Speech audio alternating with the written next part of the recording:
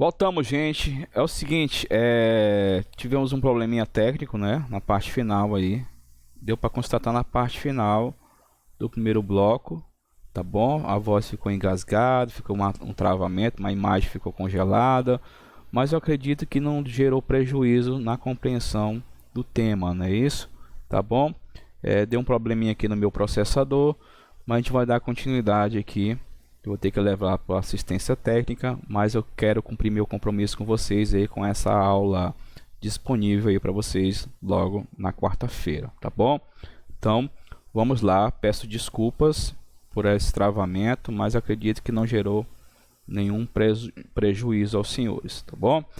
Vamos lá, dando continuidade agora no aspecto da ideologia.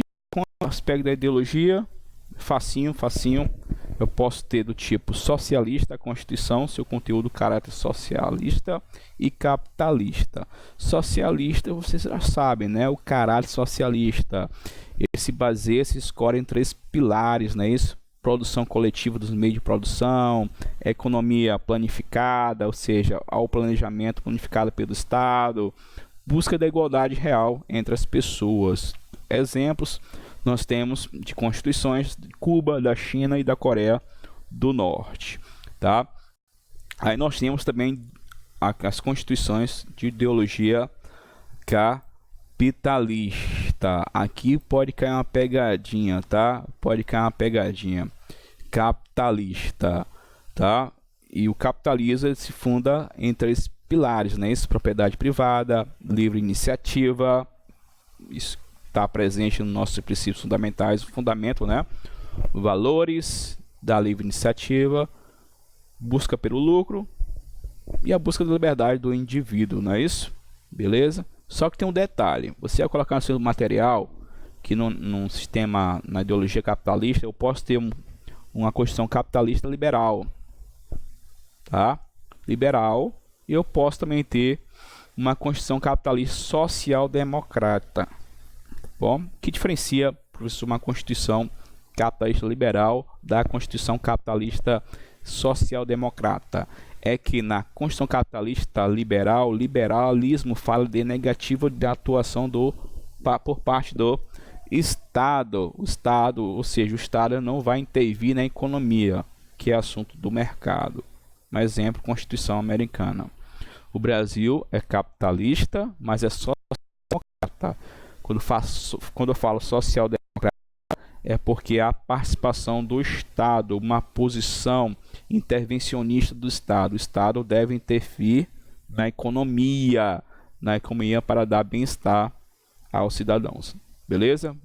Nossa Constituição, exemplo, Constituição Federal de 1988. Quanto à ideologia, a ideologia capitalista social-democrata. Se cai na sua prova, tá bom? Objetivos. Quanto aos objetivos, ela pode ser uma garantia, dirigente, e não tem aí, né, gente? Olha, que vacilo meu. Não tem, tá? Pode aí, balanço, tá? Balanço, beleza? Garantia. Isso fica a Constituição do tipo garantia. A única preocupação da Constituição garantista, pode dizer assim, tá? É aquela de cunho liberal, é criar limites para a atuação do Estado com previsão de direitos, liberdades, garantias, como o nome próprio diz, né? Daí o nome garantia, servir de garantia dos indivíduos, né, diante do Estado. Exemplo, a Constituição dos Estados Unidos, beleza? Dos Estados Unidos. É uma Constituição garantia. Então, ela volta ao passado, ela se preocupa em garantir os direitos já conquistados, tá, por uma sociedade. E para isso, ele vai criar mecanismo de contenção. A ideia é você pegar a palavra-chave, garantia, preservar aquilo que já se conquistou e, com a forma disso, repressão, contenção da atuação do Estado.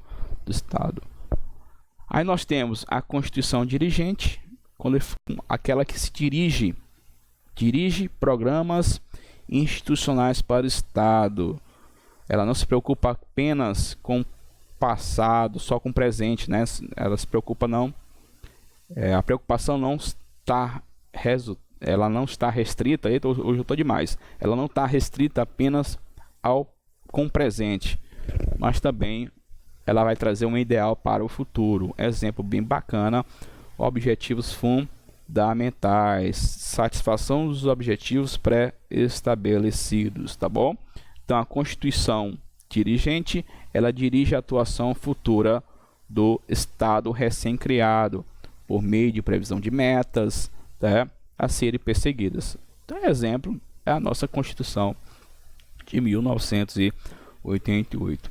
E por fim, nós temos a Constituição Balanço. A Constituição Balanço, que não tem aí, eu não coloquei, né, gente? Eu não coloquei aí no nosso esqueminha, mas tem a Constituição Balanço. Ela apenas descreve e sistematiza a organização política de um Estado. Tá? A única preocupação dela é com o presente, com os dogmas de uma sociedade. Bom, tipo aquelas constituições, sucessivas constituições da extinta União Soviética, né? Que tinha apenas por finalidade refletir os diferentes estágios do socialismo. Tá? Beleza? Então, quanto aos objetivos, a nossa Constituição Federal, ela é dirigente. Gente, agora bora aprofundar um pouquinho mais. Já caiu em provas de nível mais elevado, tá? Justamente essa classificação. Correspondência com a realidade, né? Correspondência com a realidade. Essa aqui é uma classificação do constitucionalista alemão Karl Lovenstein, né? Karl Lovenstein, tá no nosso material, esse nome é esquisito. Ele criou essa categoria de Constituição levando em consideração a eficácia das Constituições. Então ele olhou a Constituição e a realidade, é compatível? Ela é obedecida na prática ou não é? Então ele classificou quanto ao modo de ser, correspondência com a realidade, normativa, nominalista e semântica, tá? Semântica. Normativa é aquela Constituição realmente eficaz. Todas as suas disposições são respeitadas, é totalmente respeitada na prática, tá, gente? Na prática. Beleza? Acontece realmente a obediência no processo legislativo, político daquele estado. Tranquilo? Segunda classificação, nominativa, né? Nominativas, tá? Aquelas que, apesar de pretenderem dominar o processo legislativo, não logram esse êxito plenamente por estarem em descompasso com a realidade social. Acontece muito. Constituição angolana, o país vive há décadas em guerra civil, né? A Constituição não consegue efetivamente normatizar o processo político do Estado, beleza? Então a Constituição angolana, né? Angolana, Angola, a Constituição de Angola, ela é do tipo nominativas, né? Nominativas. Há uma boa ideia, mas na prática não acontece. E por fim, as constituições semânticas. Elas servem, gente, apenas para justificar o exercício arbitrário de um poder pré-estabelecido. Ela é aquela coisa, né? Ela não é respeitada na prática. Ela é uma simulação de Constituição, mas na prática não há obediência nenhuma. Ela é feita por um ditador apenas para fingir que o país tem uma Constituição. Essa é a ideia, tá? Então, nas semânticas, ela é apenas um simulacro, uma simulação. Ela só foi criada para justificar juridicamente esse poder pré-estabelecido. O Brasil já teve, gente, uma Constituição assim, a de 1967. Então ela serve apenas para conferir legitimidade formal de um detentor do poder político. Bom, Constituição Brasileira de 1967. Também nós temos a Constituição de 1934. Então, uma classificação bem interessante, que apesar de não ter caído em provas, mas vamos lá, né? Pode cair por desencargo de consciência. Coloquei justamente essa classificação do alemão Karl Loewenstein. E por fim,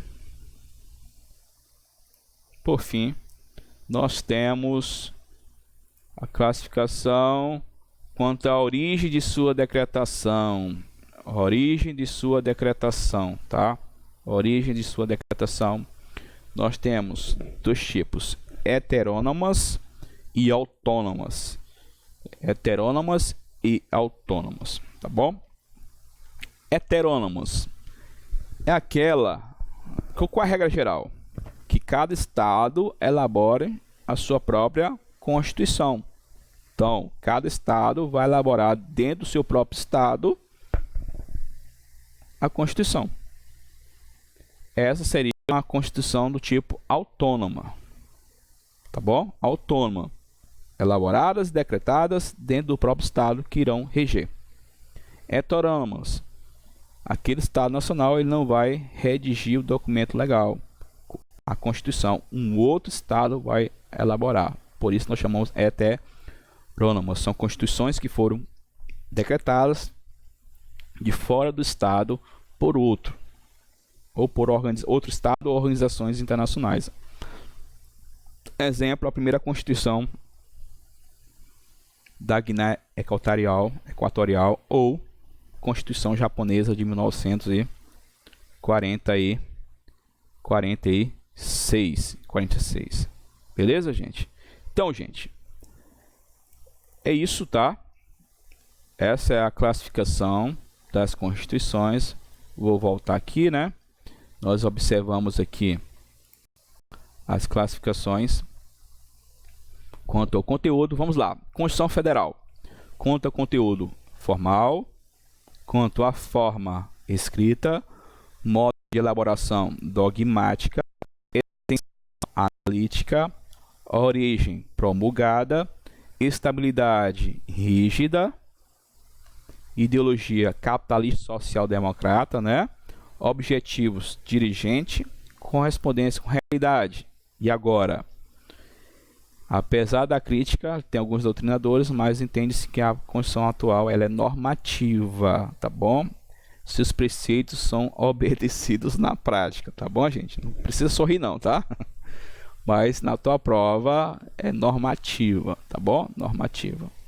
E quanto à origem de sua decretação, todas as constituições brasileiras, todas são autônomas, foram criadas dentro do território. Beleza, gente? Então, deixa eu voltar aqui. Vou fazer uma pausa. Poxa, professor, 13 minutos sim. E aí a gente vai responder as questões. Beleza? Até lá.